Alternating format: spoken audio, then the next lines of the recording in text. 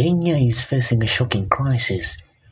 The government has allocated 0 shilling for the national exams in 2025, leaving millions of students in limbo. Then you bring a budget here with 0. What is wrong with the exams of our children?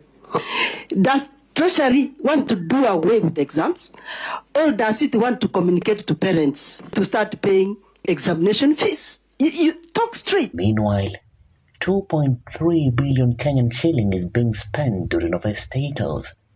Kenyans are calling this a betrayal of the nation's youth, with hashtags Ruto must go trending on X platform. Today, we break down this scandal, share raw reactions, and ask, what's happening to Kenya's priorities? On 29th of April, when the cabinet sat, the cabinet gave a direction of rationalizing the budget before it was submitted. Over 2.3 million Kenyan students are preparing for critical exams in 2025 KCSE, KPSEA, and the new Kenya Junior Secondary Examination Assessment for the Junior Secondary. But here's the bombshell. The government has allocated 0 shilling to fund these exams. The Kenya National Examination Council requested 12.5 billion for exam registration and vigilation, but the Treasury slashed it to nothing. To the National Assembly, and that is how the rationalization came in, and the examination money was one of the areas that went down. Committee Chairperson Julius Meli was stunned, asking, and I quote, "There are certain activities that you tend to think they may be done or may not be done, but putting 0 budget for exams, are we serious?" But the exams is an activity we know at the end of the year, summative exam assessment has to take place. It is discussed. Then you bring a budget here with 0. We shall not write our report without the examination money. Basic Education Principal Secretary Julius Bitok promised to work with the Treasury, but members of Parliament called his response unsatisfactory. Without funding, parents may have to pay exam fees, reversing years of free exam policies. Are really engaging National Treasury on this particular matter with the aim of ensuring that we provide the monies that are required so that we can be able to support our children who are doing exams. And it's not just exam.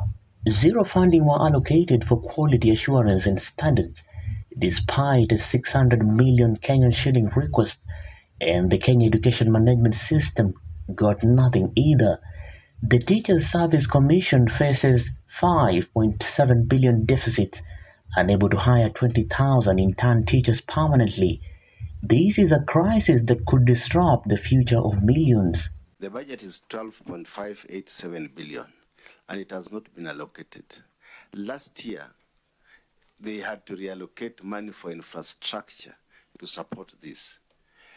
Does it mean that this year again, you will reallocate money from infrastructure for invigilation and supervision, yet it has not been provided for in this? The moment you interfere with education, basic, then surely where are we heading as a country? Now, let's talk about where the money is going. While students face a bleak future, the government is pouring 2.3 billion Kenyan shilling into status renovation for 2025-2026. This comes after 11.5 billion Kenyan shilling already spent on refurbishment of state houses and lodges since 2023. The Nairobi State House alone has seen 1.7 billion Kenyan shilling in upgrades, with the new flat roof design unveiled in January 2025, sparking debates about erasing his historical identity. Do you think it's really practically realistic that we can able to achieve the 100% completion under the specified time frame? The Honorable Ambassador Segei mentioned the State House Mombasa. If you visit, to some extent it was even condemned by other government agencies that it is not. Kenyans are furious. Because this isn't just about aesthetics. With crumbling hospitals, underfunded schools, and a soaring cost of living, many see these as a slap in the face. The government's austerity promises feel hollow when billions are spent on a building that is being renovated multiple times in recent years. Kenyans aren't staying quiet. On X platform, the hashtag Ruto must go is trending as citizens vent their frustration. Let's read some of these raw, unfiltered reactions exactly as posted. Chair, please. Order. At Alinur Muhammad says, and I quote, candidates of this year's KCSE and KCPE will likely miss out on doing their national examination this year because the government allocated zero budget for the exams. Kenya Kwisha would rather build status than allocate money for national exams. Pathetic. Atani Farsafi says, and I quote, they're allocating billions to renovate status, but students have to miss their national exams because there's no budget.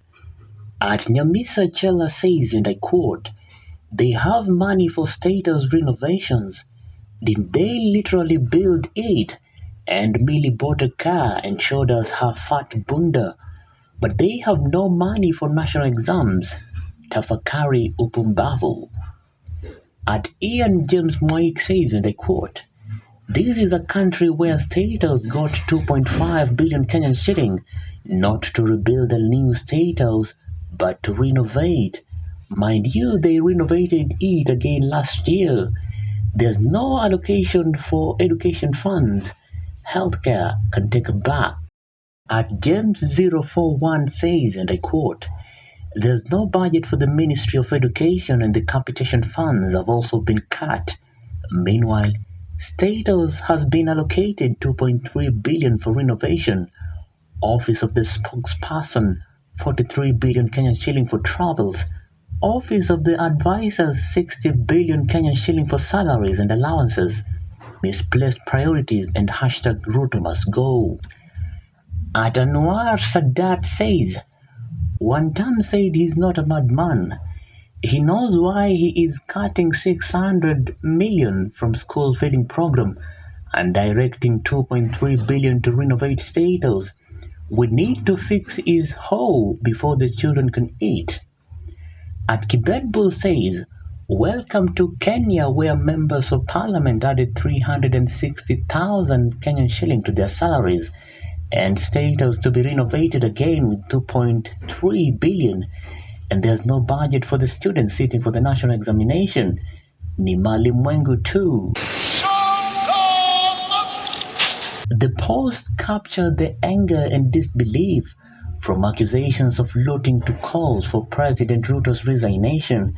Kenyans feel the government is prioritizing elite luxuries over the future of their children. So what does this mean? Without exam funding, millions of students could miss out on critical assessments, derailing their education and future opportunities.